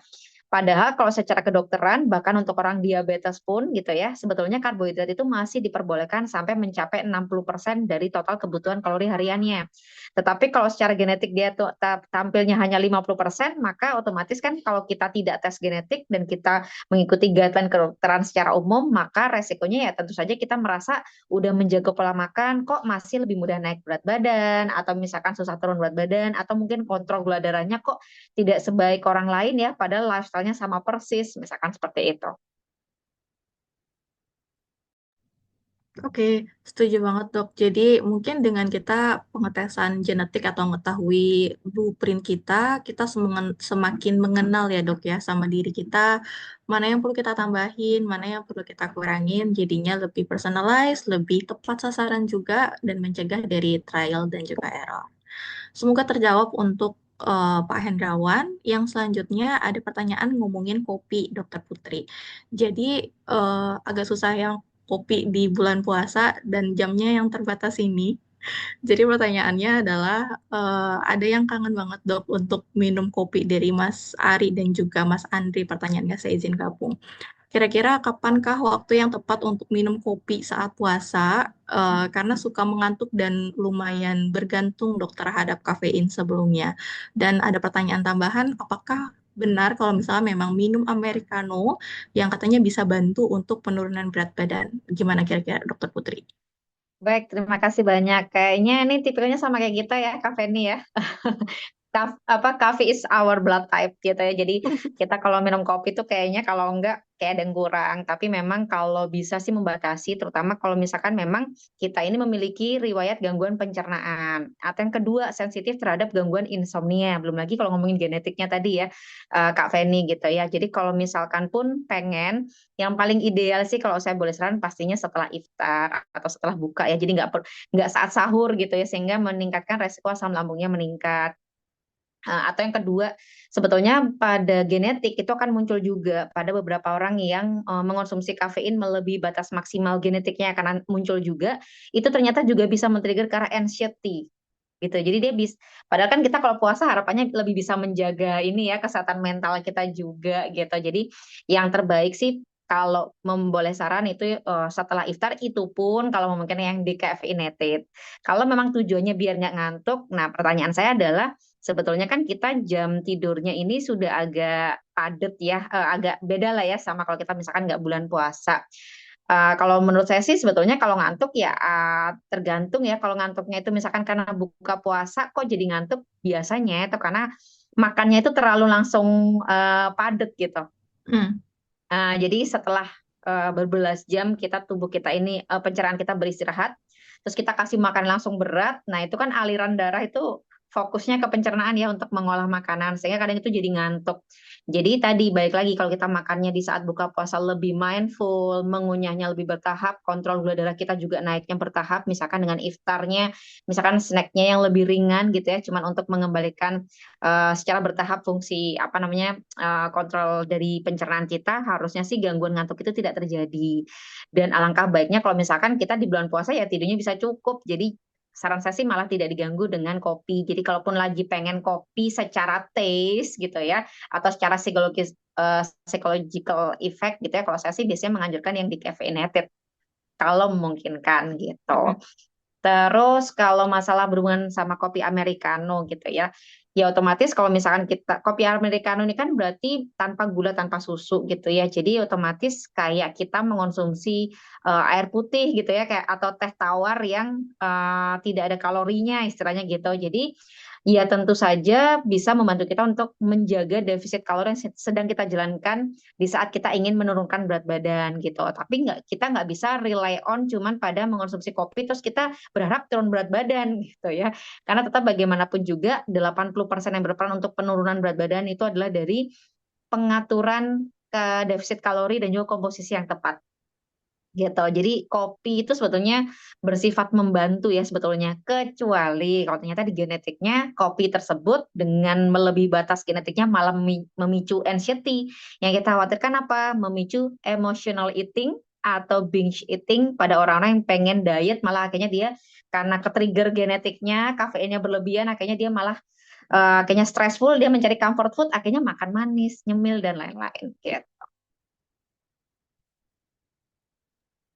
Setuju, Dokter Putri. Tapi sayangnya saya caffeine slow metabolizer, jadi kalau Dokter Putri tadi mention bikin anxious, sayalah orang yang merasa minum kopi makin nggak bisa tidur, minum kopi makin Ya, deg-degan. nah itu dia, otomatis kan malah mengganggu ya, Mengganggu, kafeinnya. nggak bisa tidur dong, Betul. betul. Makanya itu yang tadi mungkin Mm-mm. menjadi Hendrawan juga ya, bahwa kalau berdasarkan genetik itu sudah sangat personalized. Padahal kan kafein itu sebetulnya tidak membahayakan. Bahkan kalau misalkan kita akhir-akhir ini melihat di sosial media atau mungkin membaca artikel ada yang bahas bahwa kopi atau kafein itu bisa menurunkan resiko penyakit jantung. Mungkin akan berbeda cerita kalau kita membicarakan berdasarkan point of view-nya genetik. Misalkan tadi ya malah meningkatkan resiko terhadap penyakit jantung itu ada gen-gen yang berkaitan, even itu bukan pakai gula atau susu, jadi benar-benar pure dari kafein. Makanya kalau ngomongin genetik itu bahkan makanan yang sehat pun bisa jadi akan menjadi poison untuk orang lain atau burden untuk tubuh kita, membahayakan gitu. Mm-mm. Setuju banget. Jadi makin mengenal diri dari genetik, semakin tahu mana yang perlu memang kita perhatikan, mana yang perlu ditambahin, mana yang perlu dikurangi. Ya, betul. Terus, semoga terjawab untuk tadi Pak Ari dan juga Pak Andre. Selanjutnya dari Ibu Vina.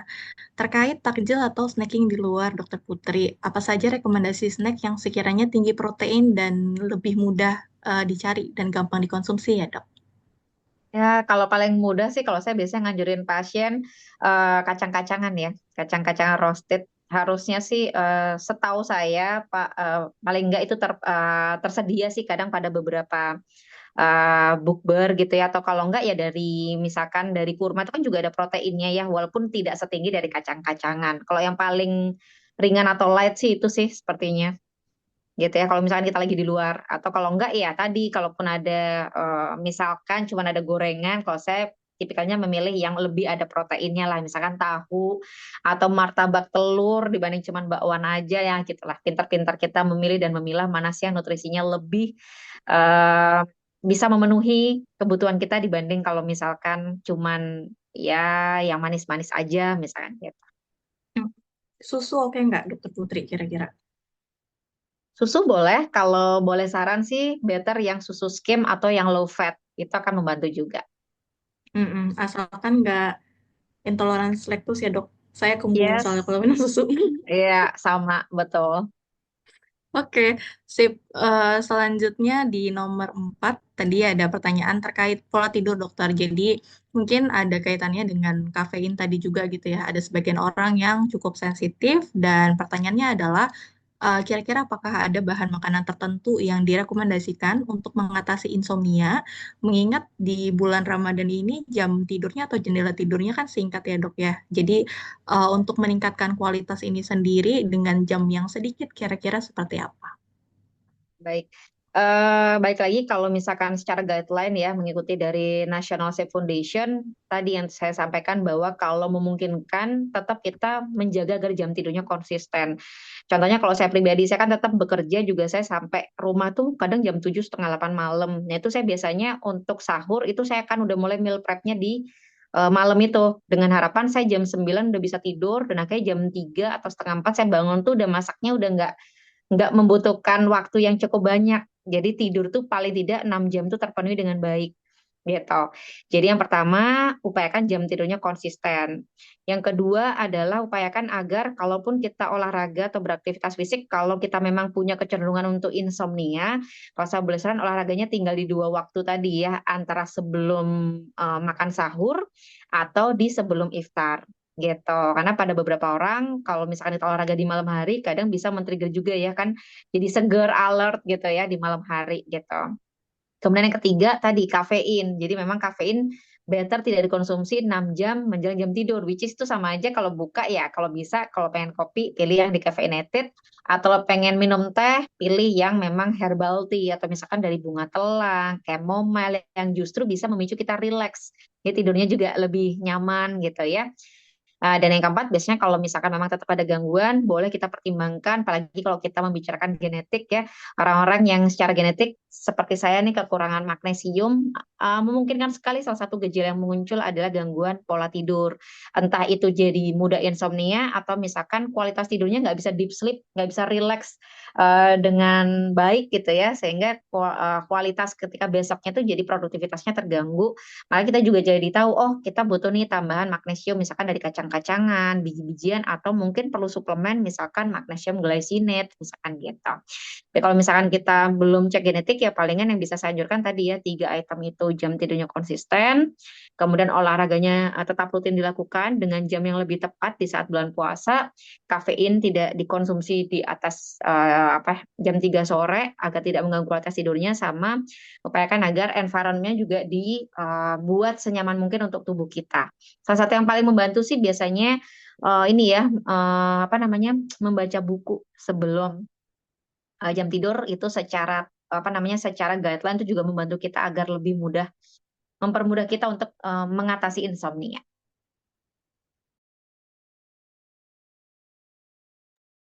Oke, terima kasih dokter. Jadi ada beberapa penanganan ya dok ya, kacang-kacangan atau mungkin tadi kayak mual, atau mungkin kalau misalkan genetiknya ada risiko defisiensi magnesium, mungkin aja juga dapat dari suplementasi. Karena waktunya agak mepet, saya izin satu lagi ya dok ya, supaya pas. Oke. Satu lagi ada Mm-mm. dari Kak Afriani Nasution. Halo Dokter Putri, izin bertanya. Ini pengalaman saya sendiri selama puasa, saya sering mengalami pusing dan penglihatan kabur jika duduk jika berdiri dari duduk. Apakah ini ada pengaruh dari kekurangan vitamin atau lainnya? Dan minta tipsnya dong dok, selama puasa selera makan saya jauh menurun sekali sehingga saya sering merasa mual saat berpuasa.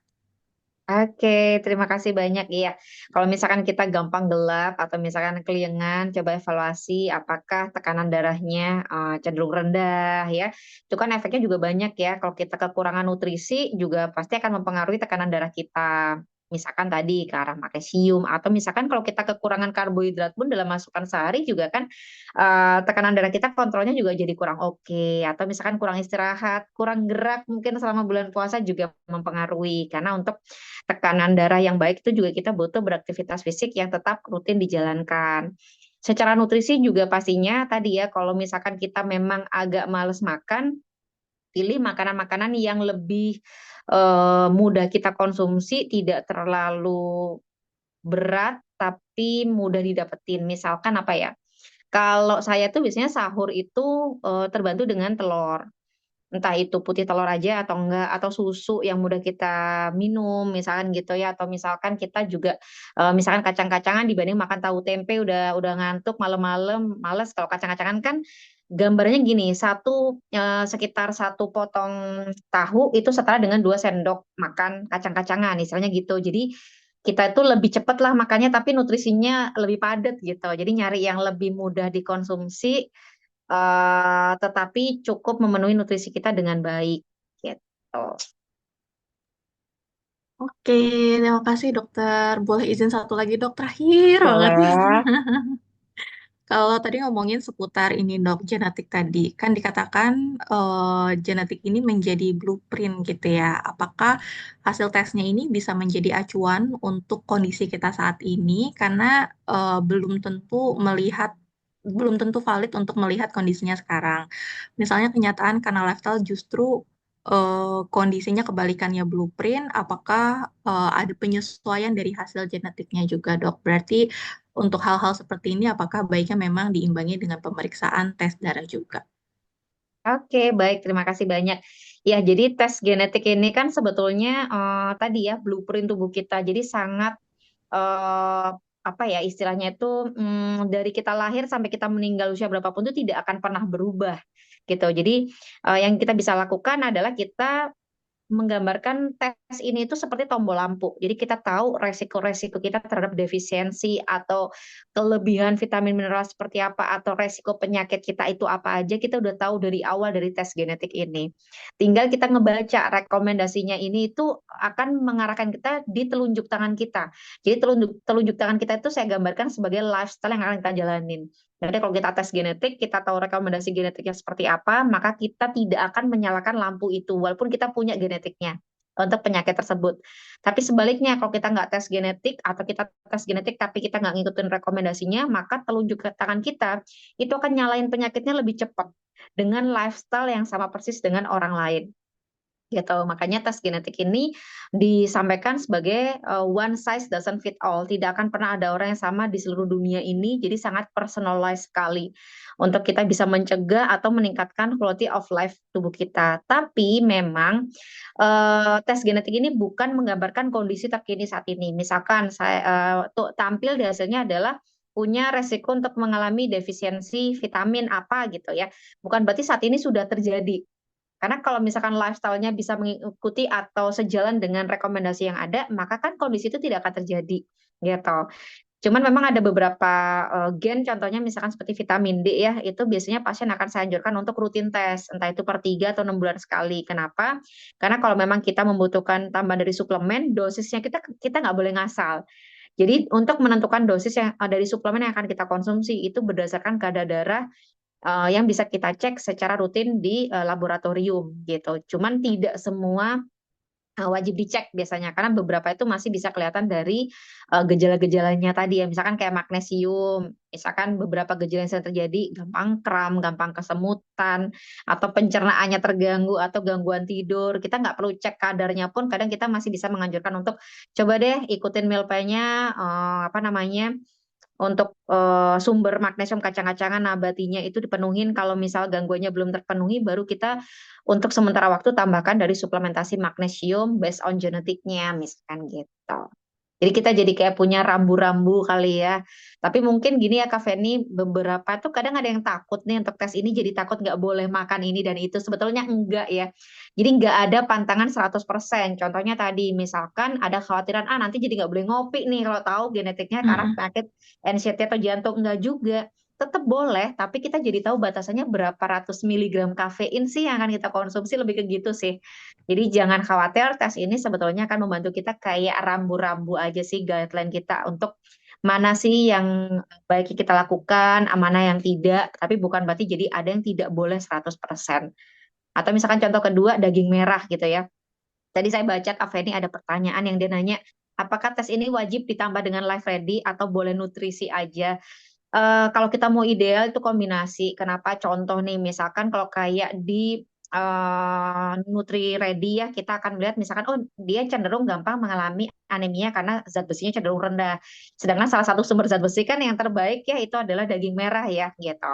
Tapi di dalam Live Ready kita akan tahu, oh ternyata orang ini itu punya red meat diet risk. Jadi kalau dia mengonsumsi daging merah melebihi batas maksimal genetiknya, maka dia bisa men-trigger ke arah resiko kanker nih, salah satunya kanker usus besar yang menjadi 5 kanker tertinggi di Asia gitu. Jadi dengan kombinasi kedua tes tuh kita jadi kayak saling kombinasi gitu loh. Oh dia butuh nih daging merah batasannya seberapa biar tidak menjadi resiko penyakitnya tinggi gitu. Jadi bukan berarti jadi nggak boleh 100% misalkan seperti itu. Keren, Dokter Putri. Terima kasih, Dokter, atas jawabannya dan pemaparannya. Terima kasih. Mungkin untuk sesi Q&A kita bisa cukupkan. Tadi dari pertanyaan, saya rasa ada beberapa yang sudah tercover.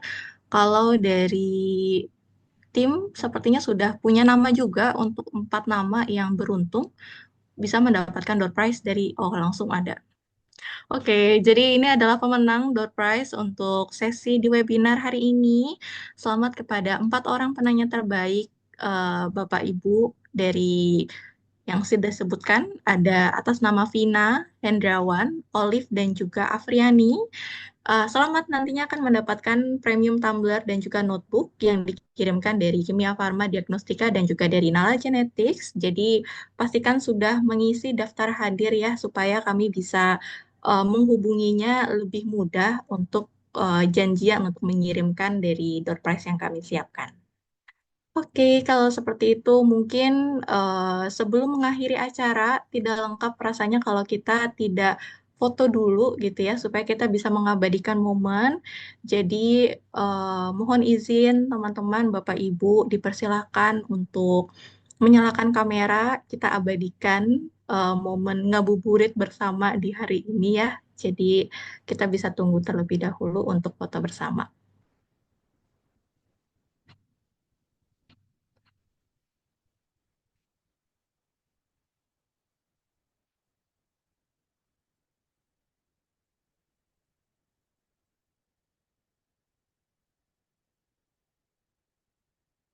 Oke, kita tunggu sebentar. Masih ada yang cari kerudung mungkin?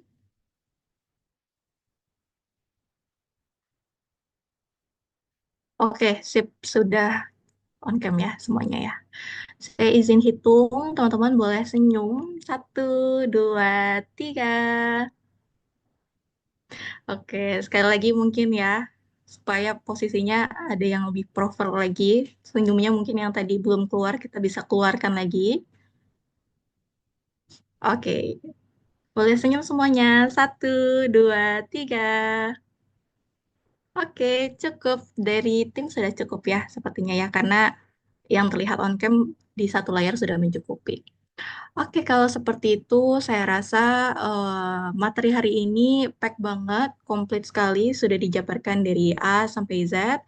Saya izin ucapkan terima kasih untuk kepada pemateri yang sudah memberikan insight-insightnya ya, dari Dokter Putri, Dokter Revi, dari Pak Dodi juga yang tadi ikut meramaikan untuk memberikan info-info seputar promo hari ini.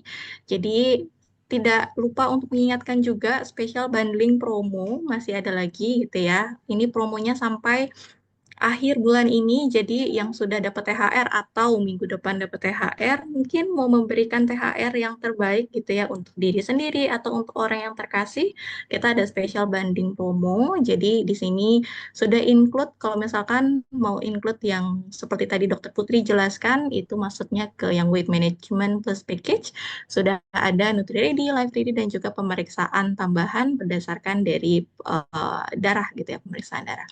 Serta misalkan sudah tahu hasil genetiknya atau mungkin mau cateringnya dulu gitu ya untuk pengaturan makannya terlebih dahulu sebelum pemeriksaan genetik. Hari ini juga ada spesial promo dari Lesol untuk healthy catering, menu lunch atau dinner atau lunch dan juga dinner untuk 7 hari, 14 hari, 21 hari atau menu Ramadan. Jadi sudah include sama takjilnya supaya lebih mudah gitu ya, nggak pusing-pusing lagi nyari takjil yang lebih sehat, nyari takjil yang sesuai kebutuhan.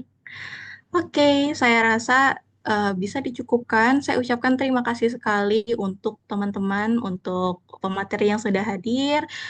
Semoga ilmunya bisa kita simpan dan juga bermanfaat. Mungkin saya izin pantun sedikit sebelum ditutup ya, supaya penutupnya agak lebih menyenangkan. Sedikit pantun, Pak Mamat Kepala Desa, gagah berwibawa itulah rupanya. Selamat melanjutkan Cakep. berpuasa, cakep. Terakhir nih dok, selamat melanjutkan berpuasa, sampai jumpa di acara berikutnya. Terima kasih teman-teman, saya izin tutup. Makasih Selamat sore. semuanya. Selamat berbuka puasa. Kasih.